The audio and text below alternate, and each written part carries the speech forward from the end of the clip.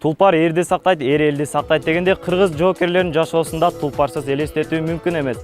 Бүгүн жигиттерибиз ат токууну жана минүү ыкмасын үйрөнгөнүнө биргеликте көз салалы. Анын мугалими Эгембердиев Нуржигит жана Каныбек уулу Максат. Ал эми Калыстар тоонун өкүлү Куттубек, Санжар жана Бактөөлөт болмокчу.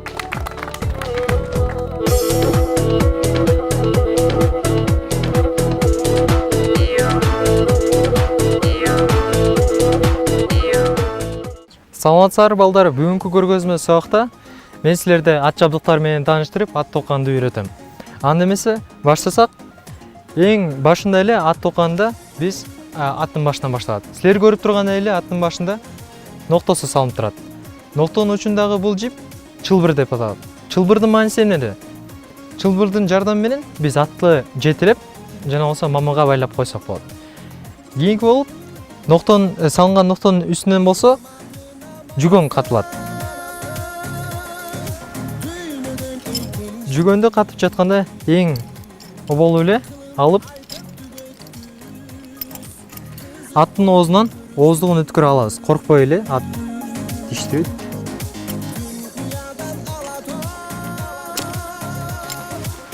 Өткөндөн кийин атты мынтип ката алабыз.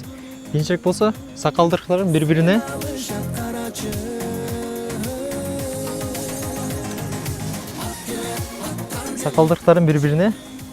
байлап көзөнөкчөсүнөн өткөзүп коебуз.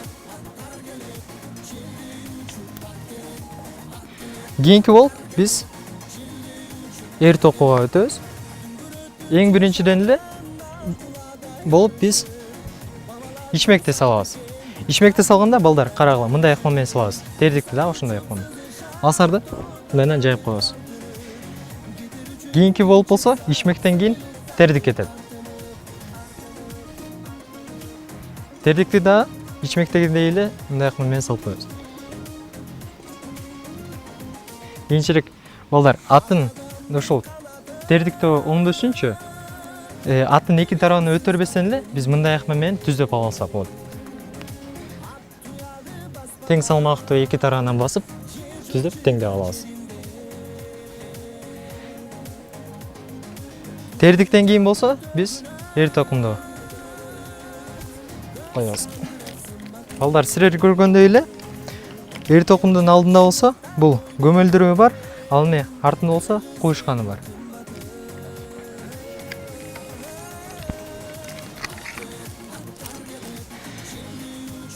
Эр токумду койгондо дароо эле биз куюшканды аттын куйругунан илип алабыз.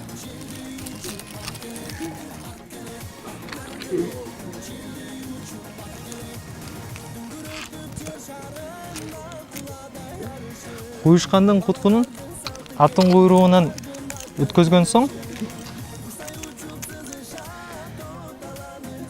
эрди кайрадан алдыга жылдырып биз көмөлдүрүүнү бири-бирине бириктирип алабыз.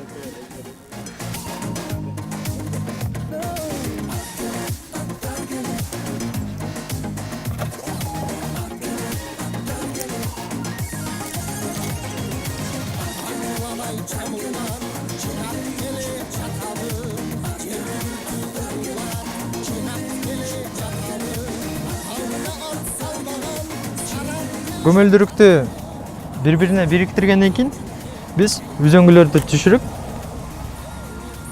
көрпөчөнү салып алабыз. Балдар, көрпөчөнү салганда адайын ушинтип бүктөйбүз да, анын себебин азыр айтып берем.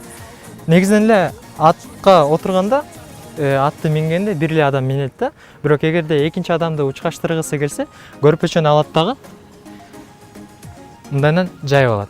Бирок азыр атты бир адам мингендиктен биз көрпөчөнү өзүбүзгө ылайыкташтырып бир адамга кылып бүктөп алабыз.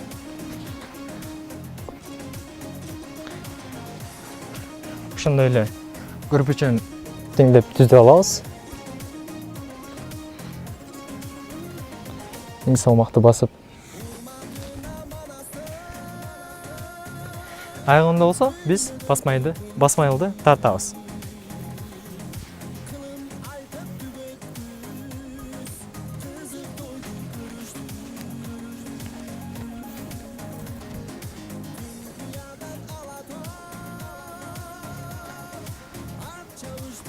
Басмайылды тартардан мурун биз унутпай басмайылды көмөлдүрүктүн илгичинен илип алабыз.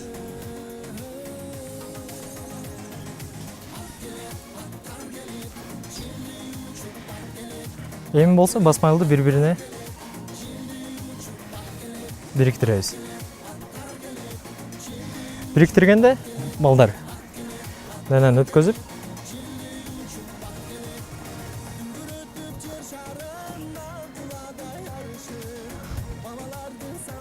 катуу байлап алабыз. Жана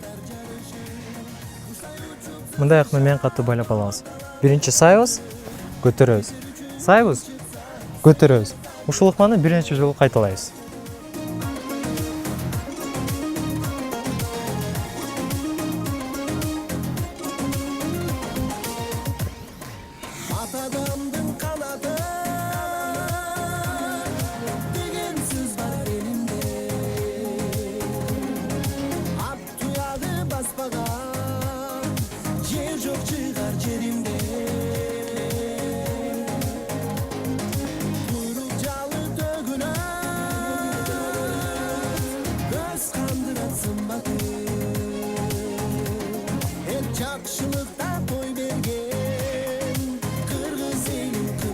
Жана басмайылды мынтип катып алабыз.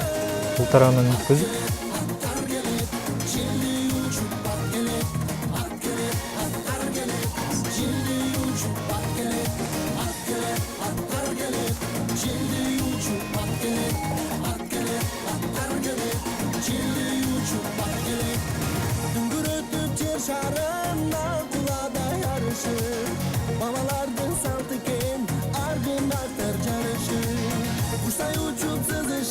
мына балар.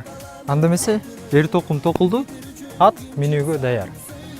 Жана балдар, силерге да кошумча маалымат катары айтып кетсем,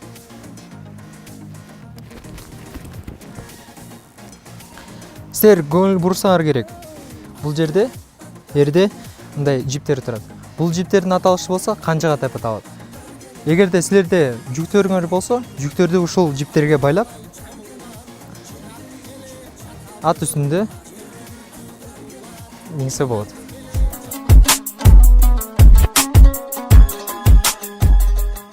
Мына балдар ат токулуп бүттү. Сурооңор бар болсо жооп берүүгө даярмын. Көмөлдүрүк менен арткы куюшкандын кызматы эмне болуп? Көмөлдүрүк менен куюшкандын кызматы болсо, кыргыз эли тоолордун арасында жашаганда жана тоолордун боюнча астыга жүрүп баратканда, ылдый түшүп бара жатканда атты токтотуш үчүн бул тизгинде тартканда да аттын мойнун көтөрүп ушул көмөлдүрүктө кармап калганда атты токтотууга. Менин суроом мындай. Көмөлдүрүк менен куюшкандын кызматы эмнеде? Силер билесиңер, кыргыз эли негизинен эле тоолуу аймактарда жашап жүрүшкөн жана тоодон ылдый түшүп жатканда ошол атты биринчиден эле токтотуш үчүн жана болсо эр ордунда туруш үчүн жардам берген. Мисалы, көмөлдүрүк болсо эр артка жылып кетпеш үчүн, ал эми куюшкан болсо эр алдыга жылып кетпеш үчүн кармап турушкан. Анда эмесе сынакка кезек берели. Ильязов Бекболот, жаш тилектөө.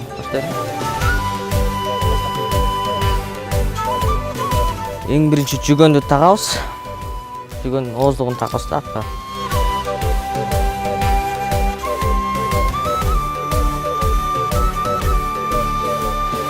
Кыргызстан эркин мекен. Бияк болсо сакалдык деп атат. Ушуну киргизип алабыз. Берекелүү койнуң келе. Шунда экинчи ичмектейбиз.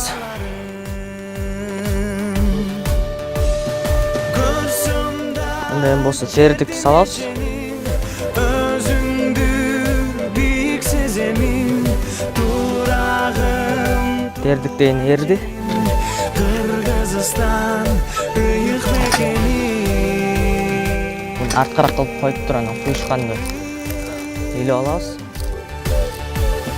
Кыргызстан жаркын мекен, тосу асманга тийип турган, кышы жылуу, жайы салкын. Буну болсо деген кылдык. Көмөлдүрүк.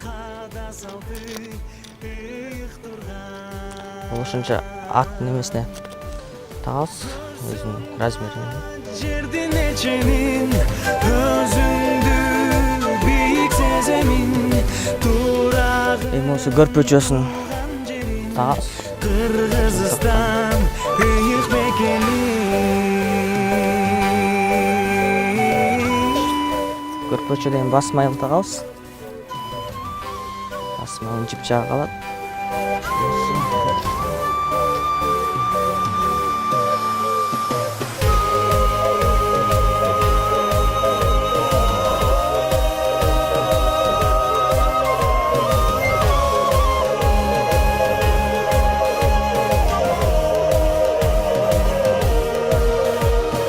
Kırgızistan görkëm meken, жаңгадары, чөп сулары, кыздарындай сулуу экен.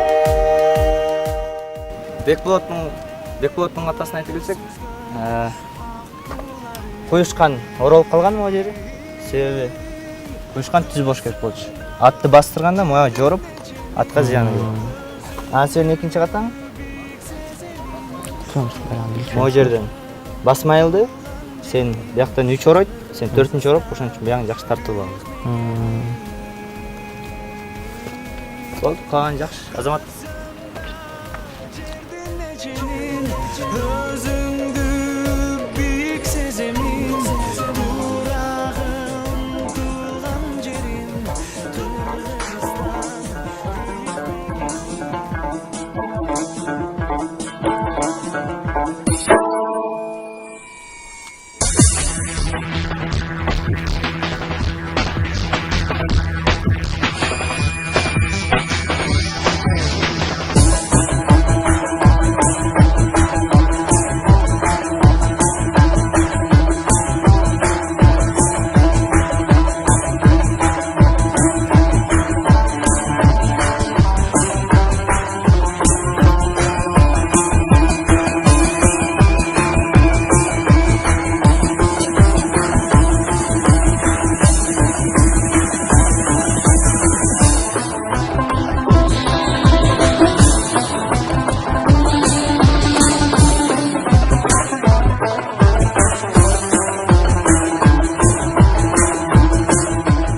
Анда эмесе ат токуу таймашынын жыйынтыгын жарыялап коелу.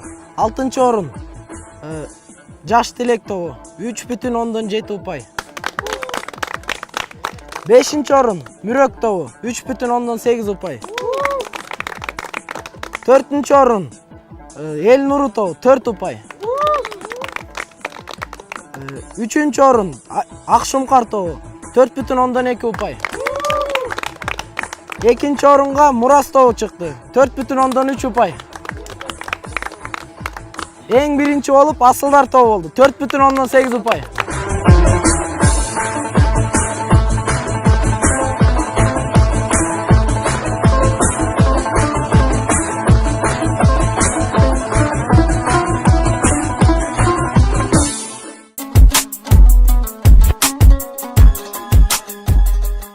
Кол өнөрчүлүктүн кандай гана түрүн албайлы, бардыгына тең өзгөчөлүк, аябагандай көп түрдүүлүк мүнөздүү. Алар элдин ой тилегинин, тарыхынын, маданиятынын үлгүсү. Ал эми кыргыз элинде сайма-саюу энелерден келген улуу мурас. Назарыңыздарда кыздарга арналган сайма-саюу боюнча көргөзмө сабак. Анын мугалими Абдулдаева Жаңыл.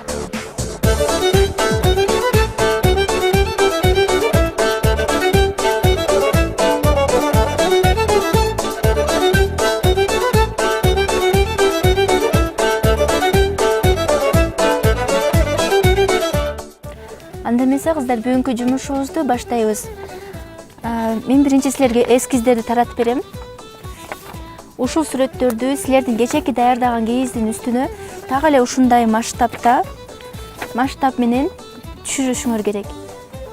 Силердин жасаган иштериңерди эжелер калыстык кабаттагы канчалык деңгээлде туура түшкөнүн баалашат. Барыңарга жеттиби?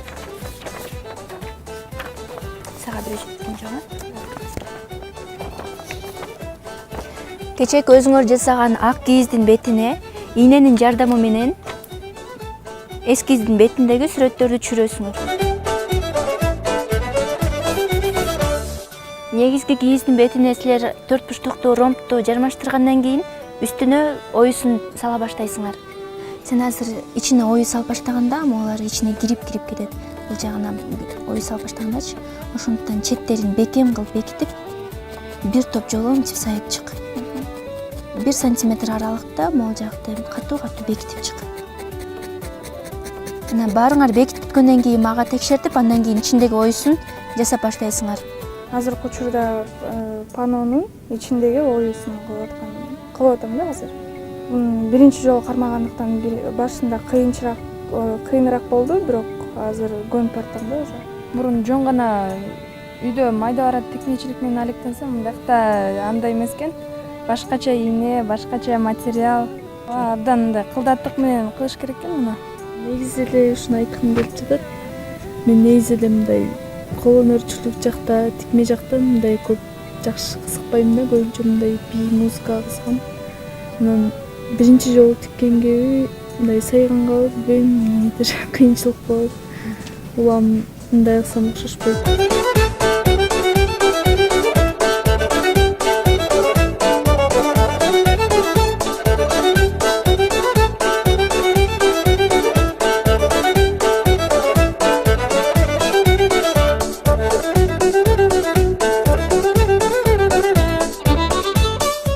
Кылдатма менен жасап, мындай жакшы көңүл буруу менен жасаш керек экен. Мен негизи эле ушундай кол өнөрчүлүккө кызыгам. Бирок канча ден ыкмаларды көрсөм да, бирок ушундай ийне менен кийизге сүрөт түшүрүү ыкмасын деп ойлойм. Абдан жактуу, өзүмдүн кылган иштериме мындай өзүм кол өнөрчүлүк жаратып атканыма сүйүнүп атам. Байлы кең тоо, беши жайлоо, булбулуң сайраса күлүп чайнап тилин танда. Мен үчүн жашоо, элимди даңтоо, жан дүйнөм тыңдап көңүлдү ыргап жакшылык каалоо. Үркөн ал чалдыз, көпкө жанган ал кыргыз. Дагы да бирам тоо өрсөң элдин тилей, жылдыз айчысы санга жетсин. Кыргызым алгала, чабынам сага, бата тилей, жылдыз айчысы санга жетсин. Кыргызым алгала. Негизинен мен логотипти баарыны толук түшүрүп бүттүм, эми жазуусу гана калды. Кыргызстан деп жазган жатам. Эгерде ошо ар бир кыргыз кызы деген өзүнүкүн ошо өзүнүн каада салтын билип ушуну үйрөнүп алса, ал биздин келечекте абдан жакшы болот эле деп ойлойм. Мен азыр үйрөнүп алсам, келечекте өзүмдүн кызыма үйрөтүшүм мүмкүн. Мына эми кыздар, силердин кол өнөрчүлүк боюнча экинчи сынагыңар аягына келип, силердин жыйынтык бааңарды чыгарчу убакыт келди. Анда эмесе, бул жакта силердин бааңарды чыгарууда ар бир топтон орток баа чыгарылды дагы. Ал учурда силердин ишти жасап жаткандагы аракетиңер, кызыгууңар жана силердин ишиңердин жыйынтыгы бааланды. Ак Шуңкар командасы 4,4 упайга ээ болду. Жаш Тилек тобу 4,7. Асылдар 4,6. Мүрөк тобу 4,7. Эл нуру 4,5. Мурас тобу 4,9. Силердин колуңарга береке, мындан ары дагы көп нерселерди үйрөнүп, өзүңөрдүн кийинкилерге дагы мындан да башка жаңы нерселерди үйрөтөт деп терең ишенем. Чечендин тили, чебердин колу орток демекчи. Бүгүнкү көргөзмө сабактан биздин кыздар да өзүнө чоң тажрыйба алды деп ишенем. Ушуну менен бүгүнкү көргөзмө сабакта соңуна келип жетти. Кайрадан көрүшкөнчө сак саламатта туруңуздар. шаарда өскөнүмө байланыштуу көптөгөн үй тиричиликтеги жумуштарды билчү эмесмин да. Анан кийин бул көргөзмө сабакка катышкандан кийин өзүмө пайдалуу нерселерди алдым. Мисалы чынына келгенде самоор жакканды билчү эмесмин да. Бул жакка келип үйрөнүп эң биринчи кереги тийген ошол самоор жаккан болду да. Үйрөтүп атканда жеңил болду, анан боз үй тигип баштаганда бирдемсеси жетпей калганда же туура эмес салынып калганда керегелери түздөгөндө оор болот экен.